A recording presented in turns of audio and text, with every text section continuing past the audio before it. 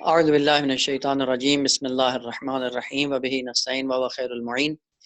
ہماری بحث کا سلسلہ آداب قرآن کے حوالے سے چل رہا تھا، تو ہم نے کچھ آداب ذکر کیے جس میں سے قرآن کی تلاوت کے آداب تھے، قرآن کی قرأت کے آداب تھے اور قرآن کی سماعت کے آداب تھے۔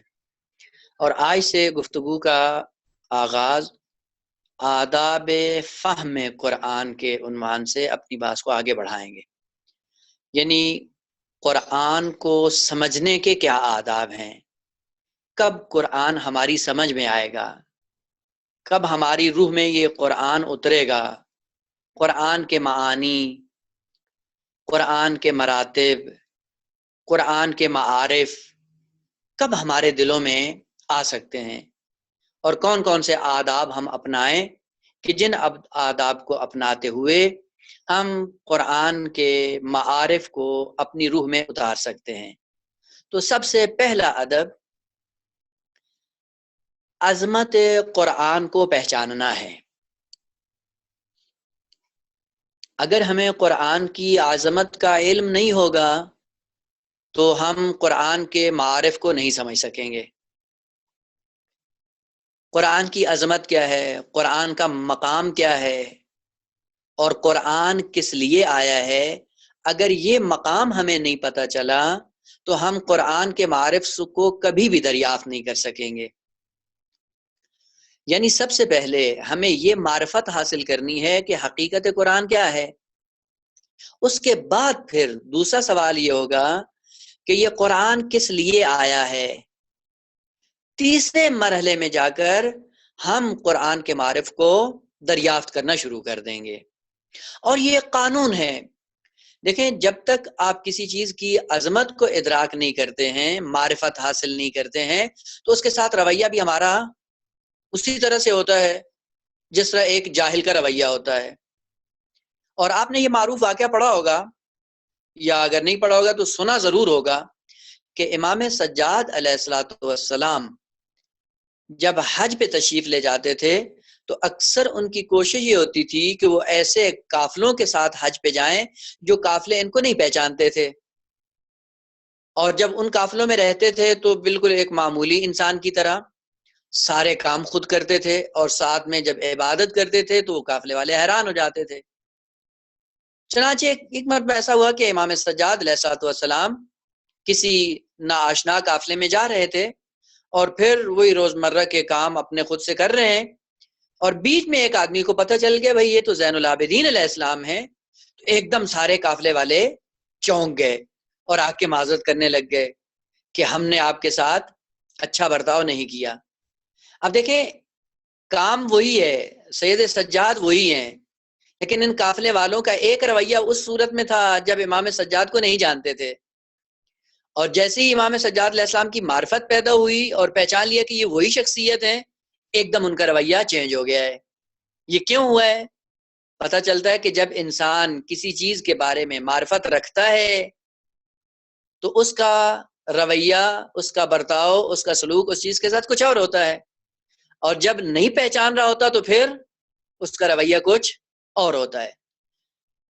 انہی موارد میں سے ایک مورد خود قرآن بھی ہے۔ ہم قرآن کے ساتھ جو رویہ اپناتے ہیں وہ کیا اپناتے ہیں؟ ہم نے کیا کیا؟ قرآن کو تبرک کی کتاب سمجھ لیا، یا بعضوں نے کیا کیا؟ قرآن کو استخارہ نکالنے کا ذریعہ بنا لیا۔ بعضوں نے تھوڑا سا اور آگے بڑھ کر قرآن سے کیا کیا؟ مردے جب مر جاتے ہیں، انسان جب مر جاتا ہے تو کہتے ہیں اس کی قبر پہ پڑھ کر اس کو بخشوا لو، یہ کام کر لیا۔ اچھا بعض تھوڑا سا اور آگے بڑھتے ہیں تو وہ کیا کرتے ہیں؟ کہتے ہیں یار یہ قرآن لے لو، اس قرآن کے ذریعے جنت میں پہنچ جاؤ گے۔ یہ چار قسم کے رویے ہیں۔ ایک وہ جنہوں نے تبرک کی کتاب سمجھا ہوا ہے، ایک وہ جنہوں نے استخارے کا ذریعہ بنایا ہوا ہے، تیسرے وہ جنہوں نے مردے بخشوانے کا ذریعہ بنایا ہوا ہے، اور چوتھا گروہ وہ ہے جنہوں نے جنت میں جانے کے لیے قرآن کو اپنایا ہوا ہے۔ یہ چاروں وہ گروہ ہیں کہ جن کو قرآن کی معرفت نہیں ہے۔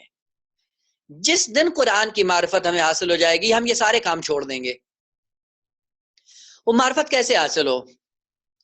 ایک مطلب کہ یہ ہمیں پتہ ہونا چاہیے کہ یہ کلام کس کا ہے، خداوند عالم کا کلام ہے نا، تو جتنا متکلم عظیم ہے اتنا ہی اس کا کلام بھی عظیم ہے۔ اگر ہمیں یہ یقین ہو جائے کہ یہ کلام خالق کائنات کا ہے، تو جتنی عظمت خداوند متعال کی ہے اتنی ہی عظمت اس کے کلام کی ہے، اور اس چیز کو انسان کو پہچاننا چاہیے، اور ہم اس چیز کو نہیں پہچان پاتے ہیں۔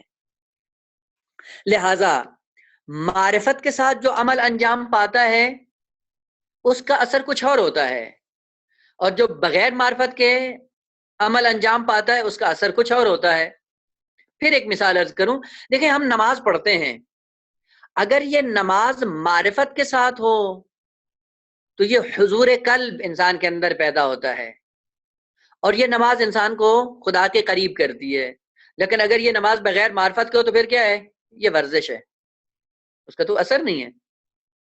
روزہ بھی ایسے ہی ہے، اگر یہ روزہ معرفت کے ساتھ ہو تو یہ واقعاً خالق کائنات کے قریب کرتا ہے، اور اگر معرفت نہیں ہے تو پھر کیا ہے؟ حضرت امین علیہ السلام کے بقول کہ یہ بھوک پیاس برداشت کر رہے ہو، اس کے علاوہ کچھ بھی نہیں ہے۔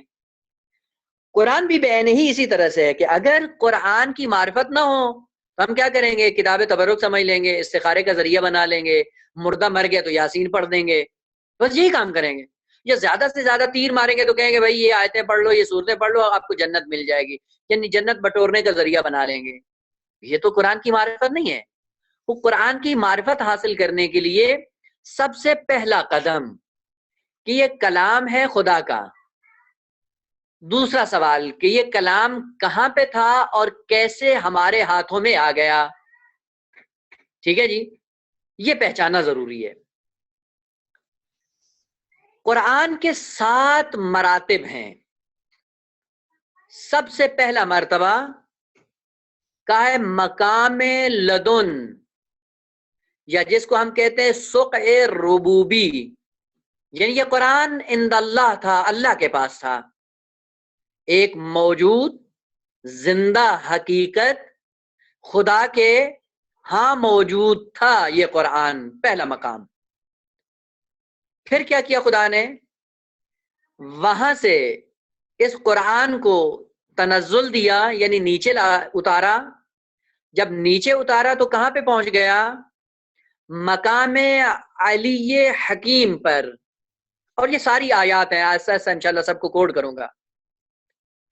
ملدن علی حکیم، یعنی یہ قرآن مقام لدن میں تھا، وہاں سے علی حکیم کی منزل پہ آیا، وہاں سے اور نیچے آیا تو کہاں پہ پہنچ گیا؟ مقام لوح محفوظ پر آ گیا۔ لوح محفوظ ایک مقام ہے کائنات کے اندر۔ وہاں سے پھر خدا نے نیچے اتارا، کتاب مکنون میں آ گیا۔ کتاب مکنون کیا ہے؟ یعنی ایک ایسی کتاب یا ایک ایسا مقام مکنون جو چھپا ہوا ہے، اور سورہ واقعہ میں ہے انہو لقرآن کریم فی کتاب مکنون۔ یہ قرآن کریم تھا، کہاں پہ تھا؟ کہا کتاب مکنون میں تھا۔ اور جب کتاب مکنون میں ہو تو پھر خصوصیت کیا ہے؟ خداوند عالم نے ارشاد فرمایا لا یمسہ الا المطہرون۔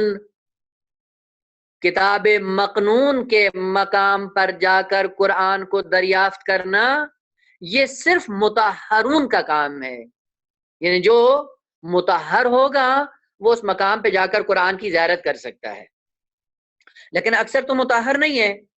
پھر کیا کیا؟ کہ پھر کتاب مکنون سے پھر اس کو نازل کیا اور نیچے لائے۔ کہاں پہ لے آئے؟ حضرت جبرائیل کے مقام پر لے آئے، اور حضرت جبرائیل نے وحی کے ذریعے اس کو اتارنا شروع کیا۔ وہاں سے پھر کہاں پہ پہنچا؟ وہاں سے قلب پیغمبر پر آیا۔ قلب پیغمبر سے پھر نازل ہوا، عربی زبان کا لباس اس نے اپنا لیا۔ اب کہاں سے چلا؟ مقام لدن سے کہاں پہ آ گیا؟ عربی لباس میں آ گیا۔ اب یہ عربی کے الفاظ ہیں جو ہمارے سامنے ہیں۔ آج ہم اگر اس ادب کو پہچان لیں اور یہ سمجھ میں آ جائے، میرے خیال میں آج کے لیے یہ کافی ہوگا۔ سب سے پہلے یہ سوال ہے کہ یہ سات سے جو نازل ہو کر آخری منزل میں آیا ہے، یعنی عربی کے الفاظ کی شکل اختیار کر کے ہمارے پاس آیا ہے، تو یہ نزول کیسا ہے؟ ٹھیک ہے جی، نزول دو طرح ہے۔ بعض دفعہ ایک چیز اوپر مقام پہ ہوتی ہے، وہاں سے اتر کر نیچے آتی ہے، لیکن جب نیچے آ رہی ہوتی ہے تو اوپر جہاں پہ ہوتی وہاں سے ختم ہو جاتی ہے۔ جب اوپر ہے تو نیچے نہیں ہے، جب نیچے آتی ہے تو پھر اوپر نہیں ہے۔ مثال جیسے قرآن نے خود ذکر کیا کہ وَأَنزَلْنَا مِنَ السَّمَاءِ مَاءً، ہم نے آسمان سے پانی کو نازل کیا، برسایا۔ یہ پانی کہاں پہ تھا؟ بلندیوں پہ تھا، بادلوں میں تھا۔ بادلوں سے یہ پانی جب زمین پر آیا، نیچے آیا، تو کیا ہوا؟ اوپر نہیں ہے۔ جب اوپر تھا زمین پر نہیں تھا، لیکن جب زمین پہ آیا اوپر سے ختم ہو گیا۔ ایک یہ نزول ہے۔ دوسرا نزول اس طرح سے ہوتا ہے کہ بعض چیزیں ایسی ہوتی ہیں کہ جب وہ نازل ہو رہی ہوتی ہیں تو اس کا مطلب یہ نہیں ہوتا کہ جس مقام پہ تھی وہاں پہ ختم ہو جاتی ہیں، وہاں بھی موجود ہوتی ہیں، اور جب نیچے نازل ہو رہی ہوتی ہیں تو نیچے بھی ہوتی ہیں، یعنی ایک ہی وقت میں وہ اوپر بھی ہے نیچے بھی ہے۔ جب نیچے آ رہا ہوتا ہے تو اوپر سے ختم نہیں ہوتا بلکہ وہاں پہ بھی باقی رہتا ہے۔ جب نیچے آتا ہے تو نیچے آنے کے بعد یہ نہیں ہوتا کہ والا حصہ اس کا سلسلہ ختم ہو گیا، نہیں، اس فرق کے ساتھ کہ جب اوپر ہوتا ہے مقام پر تو اس کا اثر کچھ اور ہوتا ہے، جب نیچے آتا ہے کوئی اور لباس اختیار کرتا ہے تو اس کا اثر کچھ اور ہوتا ہے۔ مثال عرض کروں، دیکھیں آپ کے ذہن میں بہت زیادہ معلومات ہیں، آپ عالم ہیں، آپ کے ذہن میں ہے نا معلومات، کئی ایک ہیں، مثلا دین کے مسائل آپ جانتے ہیں، علم آپ کے پاس ہے، مثلا آپ کے پاس میڈیکل کا علم ہے، یہ علم آپ کے ذہن میں ہے۔ البتہ یہاں پہ رک کر یہ تھوڑی سی تصحیح کر دوں، بس اوقات یہ ہوتا ہے کہ ہم یہ سوچتے ہیں کہ علم کھوپڑی میں آتا ہے، یہ سر میں نا، سر میں نہیں آتا ہے۔ وہ بعضوں نے کہا کہ نہیں وہ دماغ میں آتا ہے، نہیں دماغ میں بھی نہیں آتا ہے، بلکہ کہاں ہے؟ علم کا تعلق روح انسانی سے ہے، روح انسان میں آتا ہے۔ ویلا بدن کو، سر کو آپ کھول لیں اندر سے، اس کو چیر پھاڑ بھی دیں تو اندر آپ کو ایک گوشت کا لوتھڑا ملے گا، اس کے علاوہ کچھ بھی نہیں ہے۔ علم روح میں آتی ہے۔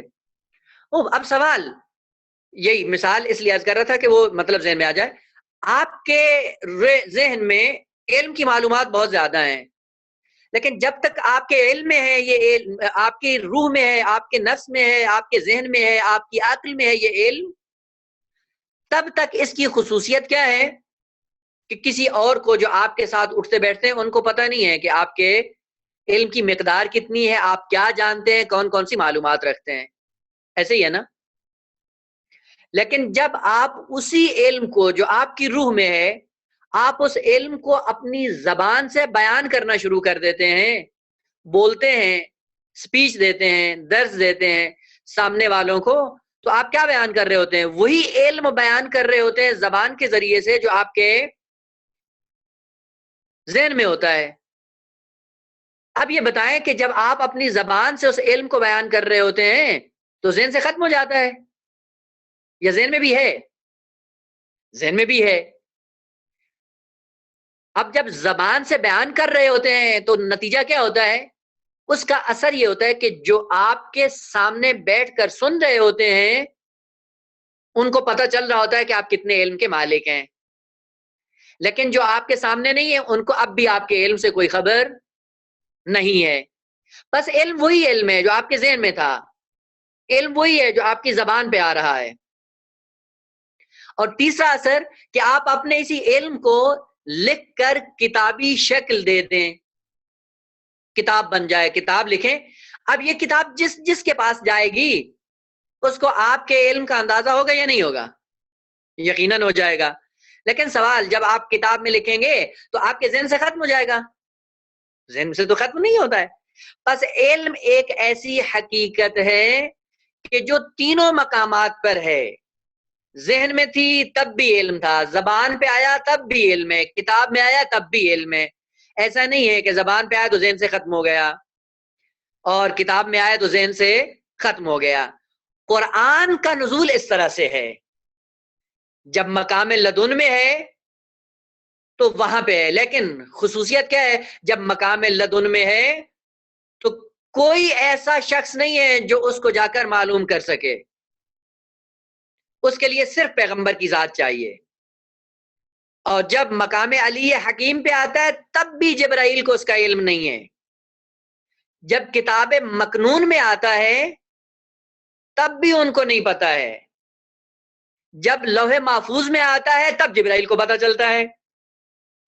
اور جب وہ اتر کر جبرائیل کے پاس وحی بن جاتا ہے تو پھر آپ دوسرے ملائکہ کو بھی پتا چل جاتا ہے. جب قلب پیغمبر پہ آتا ہے تو اب اس کا سلسلہ اثر کچھ اور ہو جاتا ہے. اب جب قلب پیغمبر سے الفاظ کی شکل بن کر ایک کتاب ہمارے سامنے آتی ہے، پوری بشریت کو قرآن کا علم ہو جاتا ہے. بس قرآن کا نزول اس طرح سے ہے کہ ایسا نہیں ہے کہ جب اوپر تھا تو نیچے نہیں ہے، جب نیچے آیا تو اوپر سے ختم ہو گیا. نا، بالکل ایسا نہیں ہے. بس نزول کا معنی یہ ہے کہ یہ نازل ہوا ہے، اوپر سے آیا ہے نیچے. تو اس کا مطلب یہ نہیں کہ اوپر سے ختم ہو گیا، نہ، اوپر ہوتے ہوئے نیچے آیا ہے، جیسا کہ مثال میں نے آپ کے سامنے عرض کی. دوسرا سوال یہاں پہ یہ ہے کہ کیا ضرورت تھی اس طرح نازل کرنے کی؟ خود مقام لدن میں ہی رہتا اور لوگوں سے کہتے کیا مقام لدن سے لے لو. جواب، ہم لے سکتے تھے؟ نہیں لے سکتے تھے. پھر کیا کیا خدا نے؟ یہیں پہ دوسرا کام خدا نے یہ کیا کہ بعض ایسی حقیقتیں ہوتی ہیں کہ جن کی طرف انسان سفر کرتا ہے اور سفر کر کے اس حقیقت کو جہاں پہ وہ ہوتی ہے وہیں سے پا لیتا ہے. یعنی حقیقت آپ کے پاس نہیں پہنچائی جاتی بلکہ آپ خود سفر کرتے ہیں، سفر کر کے حقیقت تک پہنچ جاتے ہیں. اور بسا اوقات یہ ہوتا ہے کہ آپ حقیقت تک نہیں پہنچ پاتے، پھر کیا کرنا پڑتا ہے؟ اس حقیقت کو آپ کے پاس لایا جاتا ہے. پھر مثال عرض کروں، دیکھیں خداوند عالم نے کئی یہ خزانے رکھے ہیں زمین کے اندر. مثلا یہی تیل ہے، گولڈ ہے، یا اور معدنیات جتنی بھی ہیں، یہ زمین کے اندر ہیں یا نہیں ہیں؟ تو انسان نے کیا کیا؟ انسان نے یہ کیا کہ زمین کھود کر نیچے گیا اور وہیں تک اس نے سفر کیا جہاں پہ حقیقت موجود تھی. جہاں پہ حقیقت موجود تھی انسان نے سفر کیا، وہاں تک پہنچ گیا. اس کو عربی زبان میں کیا کہتے ہیں؟ کشف. آپ روزمرہ استعمال بھی کرتے ہیں، فلاں ملک نے تیل کشف کر لیا. یہ نہیں ہے کہ خدا نے پہنچا دیا ان کے پاس، نہیں، انہوں نے زمین کو کھودا، زمین کھود کر اس حقیقت تک پہنچ گئے. اگر آپ خود سفر کر کے وہاں پر جائیں جہاں پہ حقیقت ہے تو آپ کہتے ہیں کہ ہم نے کشف کر لیا، چونکہ حرکت میں نے کی ہے، سفر میں نے کیا ہے، حقیقت وہیں پہ تھی جس کو میں نے پا لیا ہے. تو آپ کو کہا جائے گا کہ انہوں نے حقیقت کا انکشاف کیا اور حقیقت کو کشف کیا اور حقیقت تک جا پہنچے. اب یہاں سے پھر ایک دوسری مثال ابھی مطلب باقی ہے. آپ دیکھیں ابھی علمی مطالب کشف کرتے ہیں، کہتے ہیں جی میں نے فلاں علمی مطلب کشف کر لیا. کشف کرنے کا مطلب کیا ہے؟ یعنی یہ علمی مطلب اپنی جگہ پر موجود تھا اور میں سفر کر کے وہاں تک گیا ہوں. اب یہاں سے میں اپنی مثال کو پھر مکمل کر دوں کہ علم نیچے اتر کر ہمارے پاس نہیں آتا، ہم روحانی سفر کر کے علم تک پہنچتے ہیں. وہ علم کہاں پہ ہے؟ کا علم نور ہے، وہ مجرد مخلوق ہے، وہ مادی مخلوق نہیں ہے، وہ جسمانی مخلوق نہیں ہے. علم کیا ہے؟ اپنے مقام پر ہے. پھر انسان کیا کرتا ہے؟ انسان اپنی روح کے سفر کو شروع کرتا ہے اور اپنے آپ کو اس علم سے متصل کر دیتا ہے۔ اب آپ نے چند ایک معلومات حاصل کی، فارمولے آپ نے یاد کیے، یہ فارمولے علم ہیں، یہ نور ہے۔ وہ نور اتر کر آپ کے وجود میں نہیں آیا ہے، بلکہ آپ چل کر اس فارمولے تک پہنچے ہیں۔ کیوں آپ گئے وہاں تک؟ کیوں وہ نہیں آیا؟ اس لیے کہ قانون ہے کہ جو سفر کرتا ہے وہ کمال کو پہنچتا ہے، جو بیٹھا رہتا ہے وہ کمال کو نہیں پہنچتا ہے۔ تو جب ہم علم پڑھتے ہیں تو علم کامل ہوتا ہے یا ہم کامل ہو رہے ہوتے ہیں؟ ہم کامل ہو رہے ہیں، تو اس کا مطلب پھر ہم سفر کر رہے ہیں۔ علم کہاں پہ کا؟ علم اپنے مقام پہ باقی ہے، اور وہ علم نور ہے۔ اسی لیے حدیث میں آیا ہے کہ العلم نور یقذفہ اللہ فی قلب من یشاء، علم نور ہے کا جو پاکیزہ ہوگا وہ نور تک آ جائے گا، اور جو پاکیزہ انسان نہیں ہوگا وہ علم تک نہیں آ پائے گا۔ پس وہ حقیقت جس کو سمجھنے کے لیے انسان سفر کر کے وہاں پہنچتا ہے اس کو کہتے ہیں کشف۔ دوسرا، وہ حقیقتیں جہاں تک انسان سفر کر کے نہیں پہنچ پاتا، اور ادھر سے وہ ضروری بھی ہے کہ انسان تک پہنچائی جائیں، چونکہ انسان اس کے بغیر ادھورا ہے۔ تو پھر کیا کیا جاتا ہے؟ چونکہ یہ انسان وہاں تک نہیں آ سکتا تو پھر اس حقیقت کو نازل کیا جاتا ہے۔ جب حقیقت نازل ہوتی ہے یعنی اس کو اتنے مرحلے پہ لایا جاتا ہے کہ وہ اس انسان کے پاس آ جائے۔ پس یہ قرآن تھا مقام لدن میں، چونکہ مقام لدن میں تھا ہماری دسترس سے باہر تھا، ہم وہاں تک نہیں پہنچ سکتے تھے، لیکن ادھر سے یہ قرآن ہماری ہدایت کے لیے آنا تھا، اس قرآن نے ہمیں کہیں پہنچانا تھا، اور ہم قرآن تک نہیں پہنچ پا رہے تھے۔ پھر خدا نے کیا کیا؟ یہ خدا کا لطف تھا، یہ خدا کا تفضل تھا کہ خدا نے اس قرآن کو نازل کیا۔ البتہ اب نازل کا معنی پتہ چل گیا نا، کہ اوپر سے نیچے آیا ہے، اس طرح سے آیا ہے کہ اوپر سے ختم نہیں ہوا ہے، وہاں پہ بھی ہے لیکن نیچے کیوں لایا گیا ہے؟ کہا نیچے لا کر اس کو وہی لباس دیا گیا ہے جس لباس کو یہ بشر سمجھ سکتا تھا۔ اگر یہ عربی زبان میں نہیں ہوتا ہمیں سمجھ میں آتا؟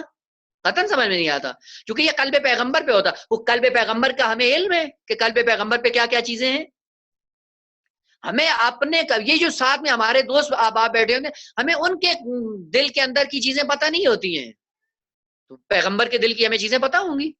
یہ ممکن نہیں ہے۔ پس نزول کا مطلب اور کشف کا مطلب کیا ہوا؟ کشف یعنی اس حقیقت کو پا لینا جہاں پہ خود حقیقت ہے۔ آپ سفر کر کے جائیں تو آپ کو کہا جائے گا بھائی انہوں نے حقیقت کو پا لیا، کشف کر لیا، یعنی آپ نے زحمت کی، آپ گئے، آپ نے سفر کیا، آپ نے اس کو پا لیا۔ دو، اگر آپ نہیں پا سکتے ہیں، اس حقیقت کو درک نہیں کر سکتے ہیں، اور وہ ایسی حقیقت ہے کہ آپ تک حتماً آنی چاہیے چونکہ آپ کی ضرورت ہے، تو پھر دوسرا کام یہ ہوتا ہے کہ اس حقیقت کو نازل کیا جاتا ہے، آپ تک پہنچایا جاتا ہے۔ جب آپ تک پہنچ جائے گی اس کے بعد آپ اس سے استفادہ کر سکتے ہیں۔ تیسرا سوال، نزول کا معنی کیا ہے؟ بس ایک نازل ہونے کی کیفیت تھی، وہ میں نے عرض کر دی کہ کس طرح سے نازل ہوتا ہے۔ یوں نہیں ہوتا کہ اوپر سے جب نیچے آتا ہے تو اوپر سے ختم ہو جاتا، نہ، اوپر بھی ہے نیچے بھی ہے، لیکن جب اوپر تھا ایک اپنے لباس میں تھا، اس حقیقت سے کوئی آشنا نہیں تھا۔ جب عربی زبان میں آیا اب ہمیں تھوڑا سا اس سے آشنائی حاصل ہو گئی، ٹھیک ہے جی۔ اب ہے نزول کا معنی کیا ہے؟ ایک غلط چیز جو ہمارے ذہنوں میں ابھی تک بیٹھی ہوئی ہے وہ یہ ہے کہ نزول یہ ہے کہ اوپر سے کوئی چیز آئی ہے، خدا نے ملک کے ذریعے پھینک دی ہے اور یہ کتاب عربی زبان میں یہ کاغذ اور یہ لکھائی بن گئی، بس یہ نہ، ایسا نہیں ہے۔ نزول کا معنی یہ ہے کہ ایک ایسی چیز جو آپ کی فہم، آپ کی عقل، آپ کی سمجھ سے بالا تھی، اس حقیقت کو ایسا لباس دیا جائے کہ آپ کے لیے قابل فہم ہو جائے، یہ ہے نزول کا معنی۔ اسی لیے قرآن نے، پورے قرآن میں آپ جا کر دیکھیں، خداوند عالم نے ارشاد فرمایا کہ ہم نے قرآن کو نازل کیا کیوں؟ لعلکم تعقلون، تاکہ تم سمجھو۔ بس یہ قرآن جو ہمارے لیے قابل فہم نہیں تھا، جو ہماری دسترس میں نہیں تھا، جو ہم نہیں سمجھ پاتے تھے، اگر قرآن اپنے مقام پہ ہوتا تو نہیں سمجھ پاتے، لہذا خداوند عالم نے لطف کیا کہ اس قرآن کو عربی کا لباس دیا، عربی کا لباس پہنا کر ہمارے حوالے کر دیا۔ کیوں؟ تاکہ آپ کے لیے قابل فہم ہو جائے، آپ سمجھ سکیں، آپ غور و فکر کر سکیں۔ اسی لیے قرآن نے کہا افلا یتدبرون القرآن ام علی قلوب اقفالها، ان کو کیا ہو گیا ہے؟ قرآن میں تدبر نہیں کرتے، قرآن میں غور و فکر نہیں کرتے، قرآن کو سمجھتے نہیں، آئے ان کے دلوں پہ تالے پڑے ہوئے ہیں۔ اس لیے دوسرا، اس آیت کو قرآن نے کئی مرتبہ تکرار کیا ہے، وَلَقَدْ يَسَّرْنَا الْقُرْآنَ لِلذِّكْرِ فَهَلْ مِن مُدَّكِرٍ، ہم نے قرآن کو اتنا آسان بنا کر نازل کیا تو تم میں سے کوئی ایسا نہیں ہے جو اس کو سمجھے؟ بس قرآن سمجھنے کے لیے آیا ہے۔ نزول کا معنی کیا ہوگا؟ جس آیت کو ہم سمجھ رہے ہیں وہ آیت اب ہمارے لیے نازل ہو رہی ہے، اور اگر ہمیں پورا قرآن سمجھ میں نہیں آ رہا ہے تو کچھ بھی قرآن ہمارے لیے نازل نہیں ہوا ہے۔ بس نزول کا معنی کیا ہے؟ ایک ایسی حقیقت جو ہماری فہم، ہماری عقل، ہماری سمجھ سے بالاتر تھی، اسی حقیقت کو خدا نے اتنا نیچے اتارا کہ وہ ہمارے لیے قابل فہم بن گئی۔ مثال عرض کروں پھر سمجھانے کے لیے، دیکھیں کبھی کبھی آپ سپیچ دیتے ہیں اور سامنے والے کچھ بیٹھے ہوتے ہیں جن کو آپ کی بات کی سمجھ نہیں آ رہی ہوتی، تو وہ آپ کو کہتے ہیں بھائی صاحب تھوڑا سا نیچے آئیں۔ اب تھوڑا سا نیچے آئیں کا مطلب یہ نہیں ہوتا کہ آپ کرسی چھوڑ کر نیچے آ جائیں، یعنی کہا کہ آپ اپنے علم کے مطابق جب بات کریں گے ہمیں سمجھ میں نہیں آئے گی، آپ ہماری زبان میں ہمیں سمجھائیں تب ہمیں سمجھ میں آئے گا۔ یا مولانا کبھی کبھی ممبر پہ چڑھ جاتے ہیں اور توحید کی خشک بات شروع کر دیتے ہیں، خدا کیسا ہے، وہ لوگ سو جاتے ہیں، بعد میں کہتے ہیں مولانا بھائی تھوڑا سا نیچے آئیں۔ اب اس کا مطلب یہ نہیں ہوتا کہ مولانا ممبر سے اتر کر نیچے آ کر مومنین کے پاس بیٹھ جائے نا، معنی یہ ہوتا ہے اپنی گفتگو کو اتنا آسان بنا کر پیش کرو کہ ہمیں سمجھ میں آ جائے۔ بس ہم روزمرہ یہ بات کرتے ہیں لیکن کبھی غور نہیں کرتے ہیں۔ بس نزول کا معنی کیا ہے؟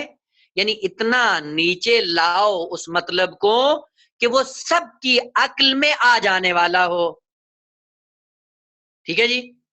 بس قرآن کے نزول کا معنی کیا ہوا کہ قرآن کو خدا نے اتنا نزول دیا، اتنا نیچے لا کر دیا تاکہ وہ قابل فہم ہو جائے سب کے لیے۔ سوال، یہ کام کیوں کیا؟ جواب واضح ہے کہ اس لیے کہ یہ کتاب ہمارے لیے ہدایت بن کر آنی تھی اور ہماری دسترس سے باہر تھی، لہذا خدا نے یہ کام کیا کہ اس کو مختلف لباس دیے، مختلف حجابات دیے، ان مختلف پردوں میں، حجابوں میں لپیٹ کر ہمارے سامنے پیش کر دیا۔ کیوں یہ کام کیا؟ کہ اس لیے کہ اگر حقیقت قرآن کو جیسے قرآن کی حقیقت تھی اسی طرح خدا ہمارے سامنے پیش کر دیتا تو یہ انسان نابود ہو جاتا، اس کو دیکھنے کی صلاحیت نہ رکھتا، نابینا ہو جاتا، مر جاتا اصلاً۔ اسی لیے انہوں نے کہا جب موسیٰ علیہ الصلوۃ والسلام تو کوہ طور پر گئے تو عرض کیا کہ ارنا اللہ جہرتن، خدایا اپنا دیدار کرواؤ۔ خدا نے کہا کہ یا موسیٰ لن ترانی، دیکھ نہیں سکو گے۔ جب اصرار بڑھا تو خدا نے کہا خوب وانظر الی الجبل، پہاڑ کو دیکھو۔ ہم اپنی تجلی کرتے ہیں وہاں پہ، اگر اس تجلی کو برداشت کر لیا تو ہمیں بھی دیکھ سکو گے، اور اگر اس تجلی کو برداشت نہیں کیا تو ہمیں دیکھنے کی صلاحیت تمہارے اندر نہیں ہے۔ فَلَمَّا تَجَلَّى رَبُّهُ لِلْجَبَلِ خَرَّ مُوسَىٰ صَعِقًا، بس وہ تجلی کیا تھی؟ یعنی خدا کا نور تھا جو نازل ہوا پہاڑ پر، اور اس نور کو دیکھتے ہی جناب موسیٰ علیہ السلام بے ہوش ہو گئے، اور جس پہاڑ پر وہ نور آیا تھا وہ ریزہ ریزہ ہو گیا، یعنی پہاڑ بالکل پوڈر ہو گیا، اور حضرت موسیٰ بے ہوش ہو گئے. یہ کیا تھا؟ یہ قرآن، یہ نور تھا خدا کا جو بغیر پردے کے آپ کے سامنے آ گیا ہے. جب بغیر پردے کے آیا تو حضرت موسیٰ علیہ السلام برداشت نہیں کر سکے. تو سوال، اگر یہ قرآن بغیر پردے کے، بغیر حجاب کے ہمارے پاس آتا، ہم برداشت کر سکتے تھے؟ ممکن نہیں تھا. ابھی دوسری مثال، یہ تار ہے نا، تار بجلی کی، اس میں کرنٹ ہوتا ہے نا، وہ کرنٹ ہمارے تک پہنچایا جاتا ہے. آپ کیا کرتے ہیں؟ اگر وہ تار ننگی ہو، اس کے اوپر پلاسٹک کا خول نہ ہو، آپ ہاتھ لگائیں تو کیا ہوگا؟ بھلے پتہ چلے گا کہ کیا ہو رہا ہے. اب ہمارے تک پہنچانے کے لیے انہوں نے کیا کیا ہے کہ اسی نور کو، اسی تار کو پلاسٹک کے اندر لپیٹا، اس حجاب کے اندر، اس حجاب کے اندر لپیٹ کر ہمارے ہاتھ میں دے دیا. اب وہ ہمارے ہاتھ میں، اب ہمیں کچھ بھی نہیں ہو رہا ہے. بس یہ حجاب میں قرآن کو اتارنے کا فلسفہ یہ تھا کہ چونکہ یہ انسان نہیں سمجھ پاتا، اس لیے اس حجاب میں اتارا ہے. اور چے بسا کہ یہی لباس عربی میں آنا انسان اس کی عظمت کو درک نہیں کرتا، یعنی اس کے ساتھ رویہ وہ نہیں کرتا جو ہونا چاہیے تھا. کیوں؟ کہ اس لیے کہ جب ہم اسی عربی الفاظ کو قرآن سمجھ بیٹھیں گے تو کیا ہوگا؟ ہم قرآن کا احترام نہیں کریں گے، اس کی عظمت کا ادراک نہیں کریں گے، اور اس کی عظمت کو واقعا نہیں پہچانیں گے. اب یہ کیوں کیا؟ مثلا ابھی آپ دیکھیں، دوسری مثال عرض کروں، یہ سورج کا نور ہے نا، سورج کے نور میں کیا کرتے ہیں؟ آپ ڈائریکٹ دیکھ سکتے ہیں. وہ پھر کیا کرتے ہیں؟ اگر سورج کے نور کو دیکھنا ہو تو سب سے پہلا کام خداوند عالم نے کیا ہے کہ اس نور کو ایک فلٹر سے گزارا ہے. وہ پہلا حجاب، وہ پہلا فلٹر کیا ہے؟ وہ لایا اوزون. اوزون تو جانتے ہیں نا، اوزون سے اس کا نور فلٹر ہو کر نیچے آتا ہے. اگر وہ اوزون نہ ہو اور بغیر فلٹر کے وہ نور سورج کا ہے، یہ سب نابود ہو جائیں گے. یعنی ایک دن کے لیے زمین باقی نہیں رہے گی، اور بشر بھی باقی نہیں رہے گا، اور روئے زمین پر جو کچھ ہے سب کچھ جل جائے گا، راکھ ہو جائے گا. پہلا فلٹر اوزون. دوسرا فلٹر کا، اس فلٹر کے باوجود اب تم سورج کی روشنی کو نہیں دیکھ سکتے ہو. پھر کیا کیا؟ کا بادل کا بیچ میں پردہ رکھا، اس پردے سے پھر نور کو اتارا. کہ اب دیکھ لو خوب. اب دیکھو کہ اس نور کو دیکھنے کے بعد پھر انسان یہ کہ میں نے سورج کو پہچان لیا ہے. واقعا پہچان لیا ہے؟ اگر پہچانا ہے تو جہاں پہ سورج ہے وہیں پہ جا کر پہچانو، تب پتہ چلے گا تمہارے علم کا اور تمہاری معرفت کا. اور کبھی کبھی یہی حجاب، جن حجابوں میں ایک حقیقت کو اتارا جاتا ہے، یہی حجاب انسان کے لیے رکاوٹ بن جاتے ہیں کہ اس کی عظمت کو ادراک نہیں کرتے ہیں. عربی لباس میں قرآن آ گیا، اور عربی قرآن میں جب لباس آیا تو ہم نے کیا سمجھا؟ ہم نے سمجھا بس حقیقت قرآن یہی ہے. اور پھر اس کے ساتھ رویہ کیا کیا؟ چوم چاٹ کے اوپر رکھ دیا. دوسرے نے کیا کیا؟ انہوں نے کہا اس سے استخارے کرو بھائی، فعال نکالو اپنے. یہ کام کرنا ہے قرآن کی آیتیں کھولو، یہ نہیں کرنا ہے قرآن کی آیتیں کھولو، یہ کام کرنا ہے یہ تو قرآن اس لیے تو نہیں آیا تھا. انشاءاللہ بعد میں عرض کروں گا پھر وہ حقیقت کس لیے آئی تھی اور ہمیں اس سے کیا رویہ. وہ باتوں نے کیا کہا؟ مر گیا اب یاسین پڑھ دو، مر گیا فاتحہ پڑھ دو، مر گیا تو یہ صورتیں پڑھ دو. چوتھے گروہ نے آیا، کہا نہیں بھائی یہ کام نہیں کرو، قرآن اس لیے نہیں آیا ہے کیونکہ قرآن مردوں کے لیے نہیں آیا ہے. کس کے لیے آیا ہے؟ یہ جو زندہ لاشیں ان کے لیے آیا ہے. وہ ہم خدا نے ذکر کیا انا للہ و انا الیہ راجعون. معنی کیا ہے؟ ہم اللہ کی طرف سے آئے ہیں اور اللہ کی طرف پلٹ کر ہمیں جانا ہے. ہم نے اس آیت کو دیکھا، رٹ لیا، یاد کر لیا، اور جب کبھی کسی کے مرنے کی خبر آتی ہے اس آیت کو پڑھ لیتے ہیں. تو بھائی یہ آیت اس کے لیے نہیں آئی جو مر گیا ہے، جو مر گیا تو مر گیا. اب یہ قرآن اور یہ آیت اس کے لیے آئی ہے جو ہماری طرح زندہ چل پھر رہا ہے. یہ غور کرے اس کے اندر کہ خدا کیا کہنا چاہتا ہے. بعضوں نے کہا یہ قرآن ہے، اس سے کیا کرو؟ کہا اس سے جنت تک پہنچ جاؤ. عرض کروں گا بعد میں تفصیل کے ساتھ. یہ نہیں ہے. وہ پھر کس لیے آیا ہے قرآن؟ کہ آپ کی ہدایت کے لیے آیا ہے، بشر کی ہدایت کے لیے آیا ہے. اب ہدایت کیا ہے وہ انشاءاللہ بعد میں بیان کروں گا. بس پہلا ادب، قرآن کی عظمت کو سمجھو. کلام خدا ہے. کیسا ہے کلام؟ کس کا ہے کلام؟ کا خدا عظیم کا کلام ہے. اگر خدا عظیم کا کلام ہے تو خود کلام کے اندر بھی بہت عظمت ہے. وہ عظمت کو کیسے پہچانے؟ کہ بس اسی قرآن کے مراتب کو پہچانو کہاں پہ تھا اور کس لباس میں آ کر آپ کے حوالے کر دیا گیا. اور یہ آخری لباس جس میں آیا ہے یہ لباس عربی ہے، یعنی عربی زبان کے اندر آیا ہے. عربوں کے لیے نہیں آیا ہے، آیا پوری بشریت کے لیے ہے، لیکن لباس عربی ہے۔ یہ کیوں؟ جواب، آپ دنیا کی زبانیں تلاش کر لیں، کوئی ایسی زبان نہیں تھی جس زبان اندر اتنی گنجائش ہوتی کہ کلام خدا کو اپنے اندر سما سکتی۔ کوئی بھی زبان، ایک ایسی زبان تھی جس کے اندر یہ صلاحیت تھی کہ وہ کلام خدا کو اپنے اندر جگہ دے سکے۔ لہذا خداوند عالم نے عربی زبان کا انتخاب کیا، اس لیے کہ عربی زبان کے اندر وہ گنجائش تھی، وہ وسعت تھی، وہ ظرفیت تھی، وہ صلاحیت تھی کہ اس نے نور خدا کو اپنے اندر سما لیا۔ دیکھیں، اب پھر مثال عرض کروں، حضرت امیر علیہ السلام،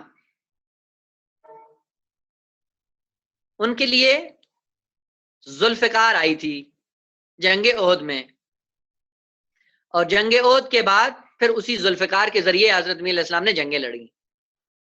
معروف ہے واقعہ کہ ایک جنگ میں گئے تو دشمن نے آ کے کہا کہ مولا، چونکہ آپ کے پاس ذوالفقار ہے اس لیے آپ پشتوں پہ پشتے لگا دیتے ہیں۔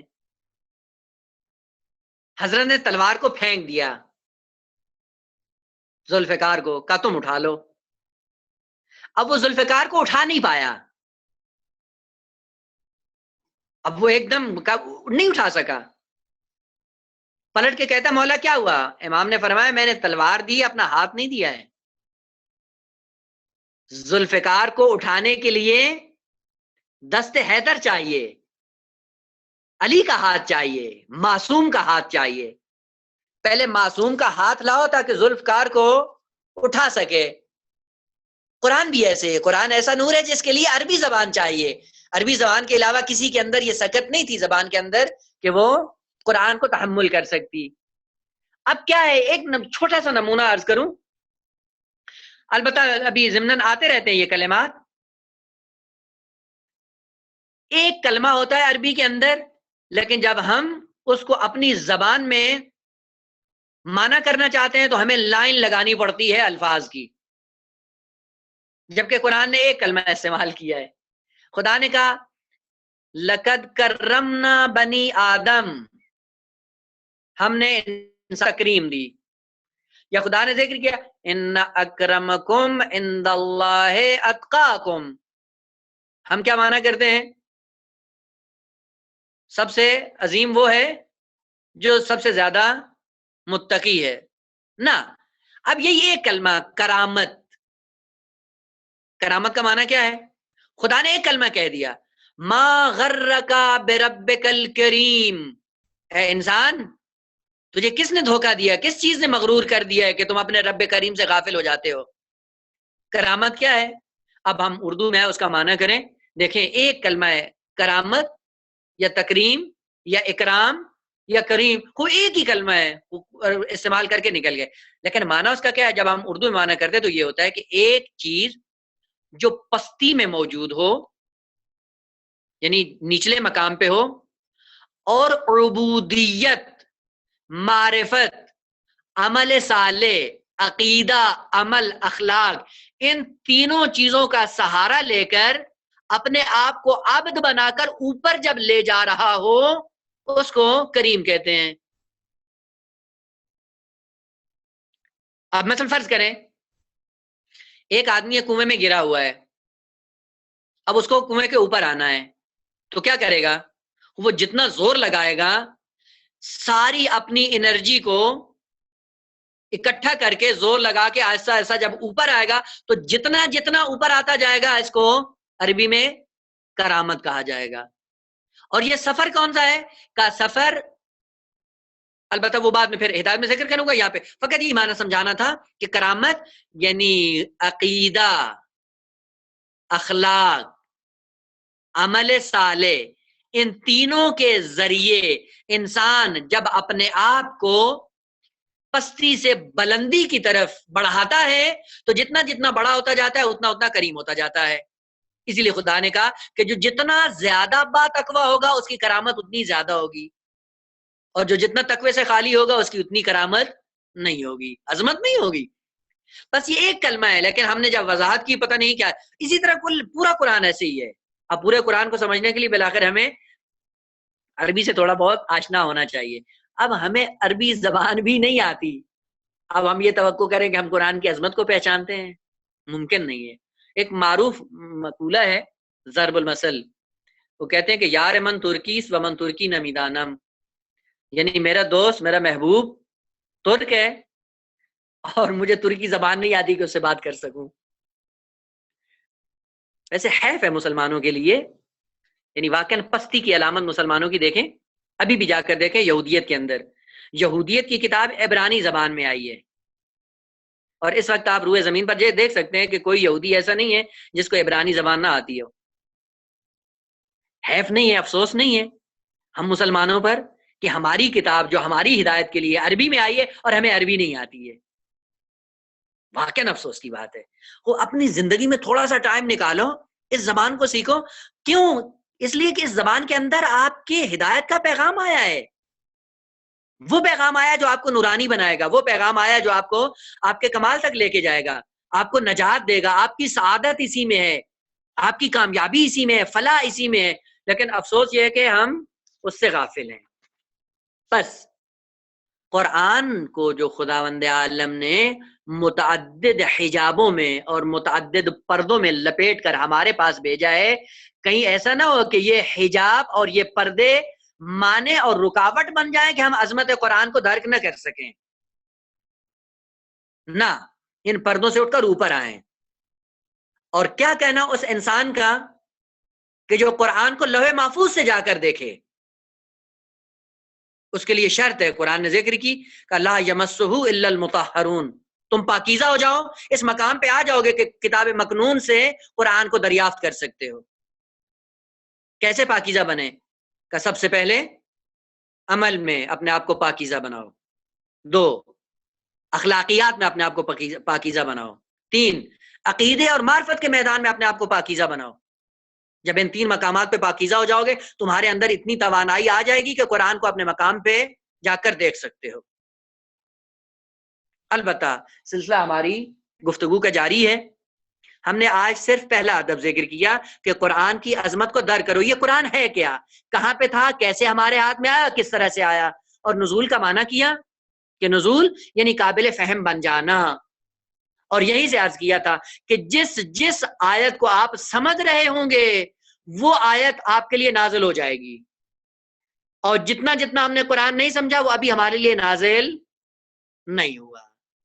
اگر پورا قرآن ہمارے لیے نازل ہونا چاہتا ہے تو کیا کریں؟ پورے قرآن کو سمجھیں. جب پورا سمجھ لیا تب پتہ چل جائے گا کہ قرآن ہمارے لیے نازل ہو گیا ہے. جیسے آپ کا علم جب تک آپ کے ذہن میں تھا آپ کے سامنے سامعین کے لیے نازل نہیں ہوا، لیکن جیسے ہی آپ نے اپنی زبان سے بولنا شروع کیا اور ان کے کانوں میں پڑا اور ان کو سمجھ آ گئی، آپ کا پورا علم ان کے لیے نازل ہو گیا.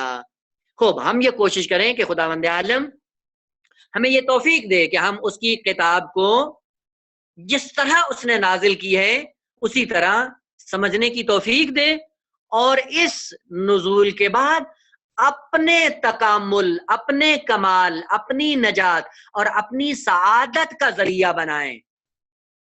عرض کروں گا بعد میں کہ جنت جانے کا ذریعہ قرآن نہیں ہے. انشاءاللہ تفصیل مطلب انشاءاللہ نیکسٹ اس میں عرض کروں گا. ابھی اگر کوئی سوال ہے تو میں حاضر ہوں.